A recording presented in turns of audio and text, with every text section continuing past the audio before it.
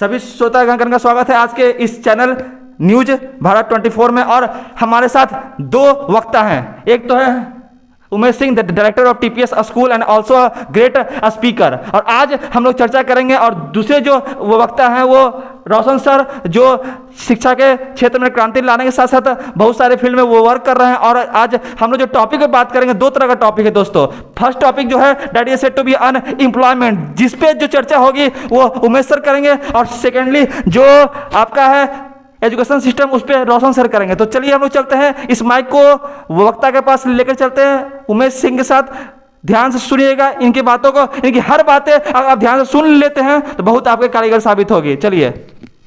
देखिए, आपका बहुत अच्छा क्वेश्चन है। अनएम्प्लॉयमेंट, इस कोविड-19 में अनएम्प्लॉयमेंट ज़्यादा हो गया है। अनएम्प्लॉयमेंट बेरोजगारी का मतलब होता है वैसे लोग जो काम करना चाहते हैं, जिनके पास योग्यता है, क्षमता है, फिर भी काम नहीं मिले उनको बेरोजगारी। तो इस कोविड-19 में सब कुछ तो बंद हो गया है, लॉकडाउन हो गया है। लॉकडाउन होने से सारे लोग बेरोजगार हो गए हैं। और किन से अर्थशास्त्री थे कहा करते थे, किसी देश में बेरोजगारी हो तो वहाँ से लोगों को गड्ढा खुदवाइए, पटवाइए, बदले में कुछ कीजिए। तो अभी सर्वाइवल प्रॉब्लम हो गया, कैसे ये करें। बड़ी बड़ी कंपनियाँ जो सरकारी सेक्टर में तो उनकी स्थिति ठीक है, लेकिन जो प्राइवेट सेक्टर में है, हर एक सेक्टर के लोग, प्राइवेट सेक्टर वाले बहुत स्थिति खराब हो गया, उनका जीविकोपार्जन करना मुश्किल हो गया है। तो एक गंभीर चुनौती है। तो इसलिए इस पर हम लोगों को फोकस करना होगा कि नहीं, रोजगार के कैसे साधन मुहैया किया जाए, कैसे अधिक से अधिक लोगों को रोजगार मिले, उनका परिवार कैसे चलो, ये बहुत बड़ा ही है। तो इस पर सरकार का ध्यान आकर्षित करना होगा कि नहीं, सरकार इसके लिए क्या कर सकती है, कैसे कैसे छूट दे सकती है। और सबसे पहले तो इस पर, और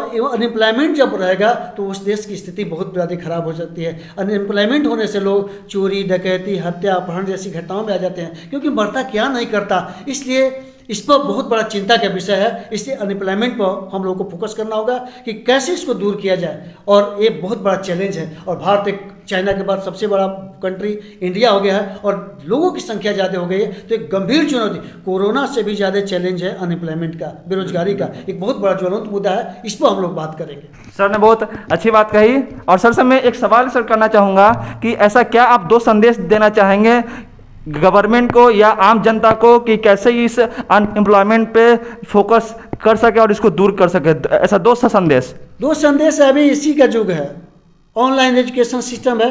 तो ऑनलाइन एजुकेशन सिस्टम को हमारे यहाँ जो भी ग्रामीण क्षेत्रों में भी नेटवर्किंग की व्यवस्था हो जाए, और इसका अधिक से अधिक प्रसार अगर हो, तब हमारा सिस्टम सिक होता है। और दूसरा है कि लोगों को स्किल बनाया जाए। आज भी हमारे देश में अनस्किल लोग ज़्यादा हैं, और स्किल अगर हम लोग बनाते हैं तो जाहिर है कि हम बहुत अच्छा कर सकते हैं। बिल्कुल बिल्कुल, सर ने सही कहा। स्किल और जो भी डेवलपमेंट है वो पूरे घर घर तक जानी चाहिए, गांव हो या शहर हो दोस्तों। चलिए अब नेक्स्ट क्वेश्चन चलेंगे रोशन सर के पास, और जो टॉपिक है एजुकेशन सिस्टम का है। चलिए, सबसे पहले बात है कि education system is very important in this world. Without education no one can survive. Now here we can see that each and every sectors, in the private sectors and in the government sector, there are two types of education sector, in the private schools and in government schools. Is totally the students are facing so many problems, but government is not taking any action in this pandemic situation. आज के date में क्या हो जा रहा है कि government schools और प्राइवेट स्कूल्स में दिक्कतें हो रही हैं कि ऑनलाइन सिस्टम की जो फैसिलिटी है वो व्यवस्था हो नहीं पा रही है। बेटर फैसिलिटी नहीं होने के कारण 2 साल से बच्चे का पढ़ाई एकदम समझे कि ठप हो गया है। सरकार इसके ऊपर कुछ कर नहीं पा रही है। सारे काम सब कुछ चल रहा है, लेकिन गवर्नमेंट अगर शिक्षा के ऊपर देखा जाए तो बहुत ही सबसे इम्पोर्टेंट पार्ट है लाइफ का। विदाउट एजुकेशन कोई भी आदमी आज के डेट में अपने लक्ष्य को वो प्राप्त नहीं कर सकता। कि सबसे इम्पोर्टेंट पार्ट है कि हम अगर जब तक शिक्षा नहीं प्राप्त करेंगे तो कोई भी आदमी अपना लक्ष्य कैसे प्राप्त करेगा। तो शिक्षा प्राप्त करने के लिए आदमी को पढ़ाई बहुत ही जरूरी है। तो सरकार यहाँ पे क्या है कि सरकार यहाँ बैठी हुई है, सरकार कुछ ध्यान नहीं दे रही है। सरकार केवल अपना कुछ देख रही है, अपना फंड के बारे में सारा कुछ अपना सिस्टम को देख रही है। लेकिन प्राइवेट स्कूल्स के जो टीचर्स हैं वह सबसे ज्यादा प्रॉब्लम्स में हैं। उनको इतना ज्यादा है कि प्राइवेट स्कूल्स के जो टीचर्स हैं उनको न सैलरी मिल पा रहा है न कुछ मिल पा रहा है। वह कैसे अपने फैमिली को सर्वाइव कर रहे हैं, कैसे मैनेज कर रहे हैं, that is a very important part of the system of education. So that's why the government should have to also take a strict action regarding that, कि how to provide education in the both sectors, in private sectors, in the government sector. That is the very important part of each and every students. Sir ने बहुत अच्छी बात कही। और दोस्तों कहा गया है कि एजुकेशन जो है वो नींव होता है। To make India to be secure and prosperous education must be need. So जो बच्चे पढ़ेंगे वही आगे चल के एम्प्लॉयमेंट करेंगे। दोनों दोस्तों एक दूसरे से रिलेट भी करता है। तो मैं एक सवाल करना चाहूँगा उमेश सर से कि सर अभी जो एजुकेशन दर है, मतलब कि लिटरेसी रेट है और जो हमारा एम्प्लॉयमेंट रेट है, दोनों में बहुत डिफरेंस है। थोड़ा सा सर इस पे कुछ टिप्पणी करें लोगों के बीच। लिटरेसी रेट तो है, साक्षर का मतलब होता है केवल अक्षर का ज्ञान, उसको साक्षर कहा जाता है। तो कागजी घोड़ा दौड़ रहा है, लेकिन रियल में आज भी हमारे यहाँ जो होना चाहिए वो साक्षरता नहीं है, कागज पर दौड़ रहा है।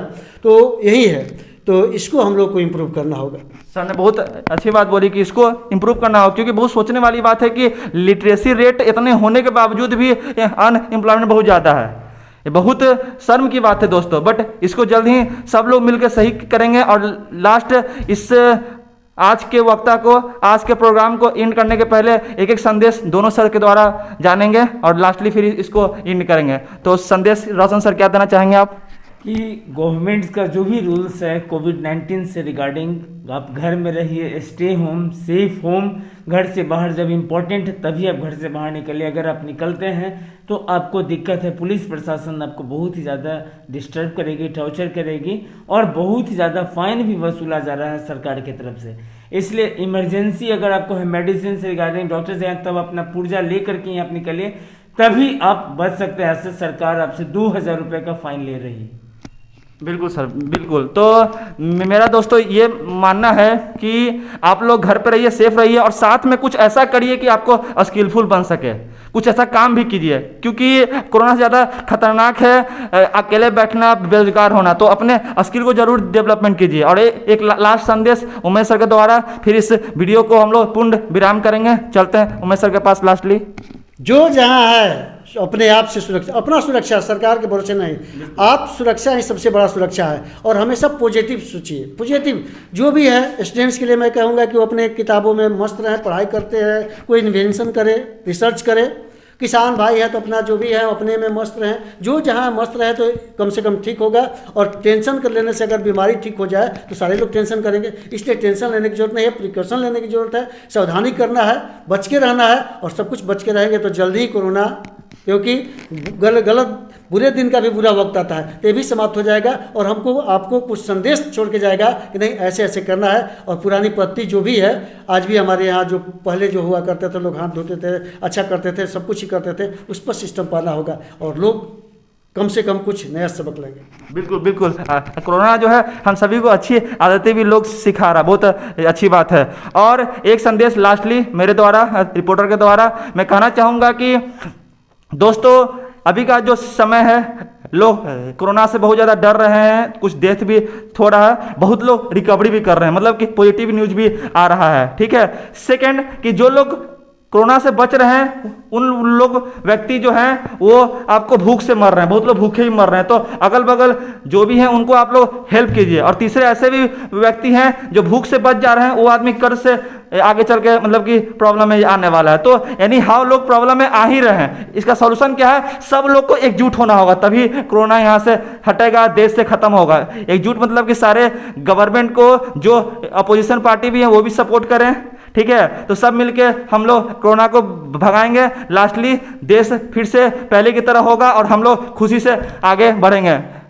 इसी सब के साथ सभी से पूर्ण विराम लेना चाहूँगा आज के इस सेशन में। Thank you, thanks a lot.